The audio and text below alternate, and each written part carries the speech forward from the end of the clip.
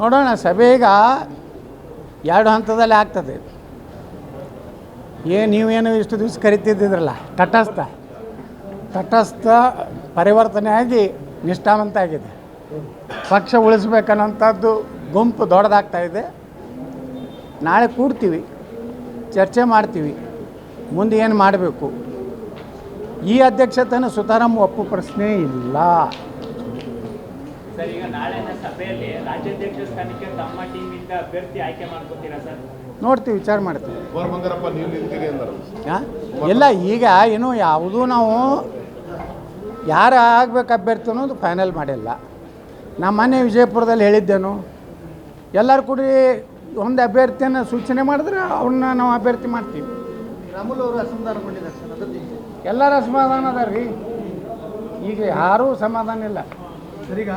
ಅವ್ರ ಹಿಂದಿದ್ದು ಚೀಲಗಳು ಅಷ್ಟೇ ಸಮಾಧಾನ. ರಾಮುಲ್ ಅವರು ಬಣದ ಸದಸ್ಯರ ಸ್ಟ್ರೆಂತ್ಗಳು ಜಾಸ್ತಿ ಆಗ್ತಾ ಇದೆ ನಿಮಗೆ. ಎಲ್ಲ ನೋಡ್ರಿ, ಯಾವಾಗಲೂ ಭಾಳ ದಿವಸ ಅನ್ಯಾಯ, ಸರ್ವಾಧಿಕಾರ, ಈ ಮನೋಭಾವನೆ ಯಾವ ನಾಯಕನ ಬಳಿ ಇರ್ತದೆ ಆ ನಾಯಕನ ಅಂತ್ಯ ಆಗೋದೆ. ಹಂಗೆ ಇದು ಅಂತ್ಯದ ಕಾಲ ಬಂದಿದೆ. ನಾಳಿನ ಸಭೆಗೆ ತಟಸ್ಥ ಗುಂಪು ಬರುತ್ತಾ ಸರ್? ಇಂಥ ಟೀಕೆ ಟಿಪ್ಪಣಿಗಳು ಬಂದಾಗ ಲೀಡರ್ ಆಗಿ ಎಮರ್ಜ್ ಆಗ್ತೇವೆ ಅನ್ನೋಂಥ ರೀತಿ ವಿಶ್ಲೇಷಣೆ ಮಾಡ್ತಾರೆ. ನೀವು ಹೀಗೆ ಹೇಳ್ತೀರಿ, ಬಟ್ ಅವರು ಅಧ್ಯಕ್ಷ ಹೇಳ್ತಾರೆ ಟೀಕೆ ಟಿಪ್ಪಣಿಗಳು ಬಂದಾಗ, ವಿರೋಧಗಳು ಬಂದಾಗ, ಆಕ್ಷೇಪಗಳು ಬಂದಾಗ ಲೀಡರ್ ಆಗಿ ಎಮರ್ಜ್ ಆಗ್ತದೆ. ಹಾಂ, ಮಾಡಲಿ. ನಿಮ್ಮ ಸಭೆಗೆ ಎಲ್ಲೋ ನೋಡ್ರಿ, ವಿಜಯೇಂದ್ರನ ಆಲ್ ದಿ ಬೆಸ್ಟ್ ಅಂದ್ರೆ ಎಷ್ಟು ದುರಹಂಕಾರ ಐತೆ ಅಂತ ಮನುಷ್ಯಾಗ. ದುಡ್ಡು ಮಾತಾಡಿಸ್ತಾ ಇದೆ, ದುಡ್ಡು. ಅದು ದುರ್ದೈವ ಅಂದರೆ ಈ ರಾಜ್ಯದಾಗಿರುವಂಥ ಸರ್ಕಾರ ಅವ್ರ ಜೊತೆಗಿದೆ. ನಾವೇನು ಮಾಡೋದು ಸರ್? ನಾಳಿನ ಸಭೆಗೆ ಈಗ ತಟಸ್ಥ ಗುಂಪು ಬರುತ್ತಾ? ನಾವು 2 ಹಂತದಲ್ಲಿ ಮಾಡ್ತಾಯಿದ್ದೀವಿ. ತಟಸ್ಥ ಗುಂಪಿನ ಜೊತೆಗೂ ಮಾತುಕತೆ ಆಗಿದೆ. ನಾವೆಲ್ಲ ಒಂದಾಗಿ ಕಂಪ್ಲೇಂಟನ್ನು ಹೈಕಮಾಂಡ್ಗೆ ಮಾಡ್ತೀವಿ. ಅಟ್ಟು ಮೀರಿ ನಮ್ಗೆ ವಿಜೇಂದ್ರನೇ ಬೇಕಂದರೆ ನೋಡೋಣ. ನಮ್ಗೆ ವಿಜೇಂದ್ರನೇ ಇಂದ್ರ ಚಂದ್ರತ್ ಅವರು ತಿಳ್ಕೊಂಡು 28 ಜನ ಜಿಲ್ಲಾಧ್ಯಕ್ಷರ ಪಟ್ಟಿಯನ್ನು ಪ್ರಕಟ ಮಾಡಿದ್ದಾರೆ. ಈಗ ಅದನ್ನ ಪಟ್ಟಿ ನೀವು ಒಪ್ತೀರಾ ಒಪ್ಪೋದಿಲ್ಲ? ನೋಡ್ರಿ, ಆಯಾ ಜಿಲ್ಲಾದಾಗಿನ ಶಾಸಕರು, ಸಂಸದರು, ಹಿರಿಯ ನಾಯಕರು, ಮೂಲ BJPಯವರು ಅದಾರೆ. ಅವ್ರನ್ನೆಲ್ಲನೂ ವಿಶ್ವಾಸ ತೊಗೊಂಡು ಮಾಡಬೇಕಾಗಿತ್ತು, ಅಷ್ಟೇ ಮಾಡಿಲ್ಲ. ಅದು ಮುಂದಿನ ಪರಿಣಾಮಕ್ಕೆ ತಯಾರಾಗಬೇಕು. ರಾಮುಲ್ ಅವರು ನಿಮ್ಮ ಜೊತೆಗೆ ಏನಾದ್ರು ಮಾತನಾಡಿದ್ರೆ ಸರ್? ನೀವೇನಾದರೂ ಇಲ್ಲ, ನಾನು ಮಾತಾಡಿಲ್ಲ. ನಮ್ಮ ಏನು ನಾವು ಕೆಲವೊಂದು ನಮ್ಮ ಪ್ರಮುಖರು ಮಾತನಾಡಿದ್ದಾರೆ. ಏನು ಅಸಮಾಧಾನ ಅವ್ರಿಗೆ ಅನ್ಯಾಯ ಆಗಿದೆ? ನೋಡ್ರಿ, ಎಲ್ಲರಿಗೂ ಏನಾಗಿಬಿಟ್ಟದ, ಸೀನಿಯರ್ ಅನ್ನೋರಿಗೆ ಗೌರವನೇ ಇಲ್ಲ. ನಿನ್ನೆ ಡಾಕ್ಟರ್ ಸುಧಾಕರ್ ಅವ್ರು ಹೇಳ್ಯಾರಲ್ಲ, ನಾನು ಫೋನೇ ತೊಗೋದಿಲ್ಲ ಅಂತ. ಒಬ್ಬ MP ದೇ ಫೋನ್ ತೊಗೋದಿಲ್ಲ ಅಂದಮೇಲೆ ಮತ್ತೇನು ಇವನು ಉಳ್ಕಿ ಸಾಮಾನ್ಯ ಕಾರ್ಯಕರ್ತರ ಗತಿ ಅದು.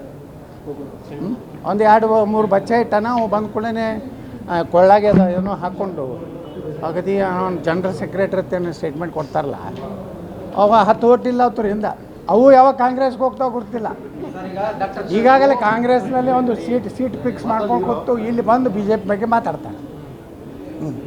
ಕಾಂಗ್ರೆಸ್ ಗೊತ್ತಿಲ್ಲ ಸರ್. ಹಾಗಾದ್ರೆ ಅವ್ರನ್ನೇ ಮುಂದುವರಿಸಬೇಕು ಅಂತಕ್ಕಂಥ ಒಂದು ವರ್ಗ ಪ್ರಯತ್ನ ಪಡ್ತಾರೆ. ಹೈಕಮಾಂಡ್ಗೆ ಗೊತ್ತಿಲ್ಲ. ನೋಡೋಣ, ಅವ್ರಿಗೆ ಹೈಕಮಾಂಡದಾಗ ಏನೈತೋ ನಮಗೂ ಗೊತ್ತಾಗಲ್ಲ. ಇವ್ರ ಹಿಂದೆ ಯಾರದಾರ, ಯಾಕದಾರ? ನಿಮ್ಮ ಹೈಕಮಾಂಡ್ ಇಷ್ಟೊಂದು ವೀಕಾ ಸರ್ ಕರ್ನಾಟಕದ ವಿಚಾರ? ವೀಕ್ ಏನಿಲ್ಲರಿ, ಏನಾಗ್ಬಿಟ್ಟಿದೆ, ಇನ್ನೂ ಯಡಿಯೂರಪ್ಪನ ಪ್ರಭಾವ ಭಾಳ ಐತೆ ರಾಜ್ಯದಾಗ. ಲಿಂಗಾಯತರು ಒಬ್ಬನೇ ನಾಯಕ ಅನ್ನೋದು ಇನ್ನೂ ಗುಂಗು ಹೋಗಿಲ್ಲ. ಈಗಾಗಲೇ ಗುಂಗು ಹೋಗ್ಬೇಕಾಗಿತ್ತು. ಯಾಕಂದ್ರೆ ಕಲ್ಯಾಣ ಕರ್ನಾಟಕ ಸ್ವಚ್ಛ ಆಗೋಯ್ತು ಲೋಕಸಭೆ. ಇವ್ರು ಎಲ್ಲೆಲ್ಲಿ ಲಿಂಗಾಯತ ಬೆಲ್ಟ್ನಲ್ಲೇ ಪೂರ್ತಿ ಉತ್ತರ ಕರ್ನಾಟಕದಲ್ಲಿ BJP ಈ ಸಲ ಹೋಯಿತು. ಆದರೂ ಮ್ಯಾಗಿನವ್ರು ಏನೂ ತಿಳ್ಕೊಂಡಿಲ್ಲ. ಇನ್ನೂ येडियुरप्पा जी का बहुत प्रभाव है.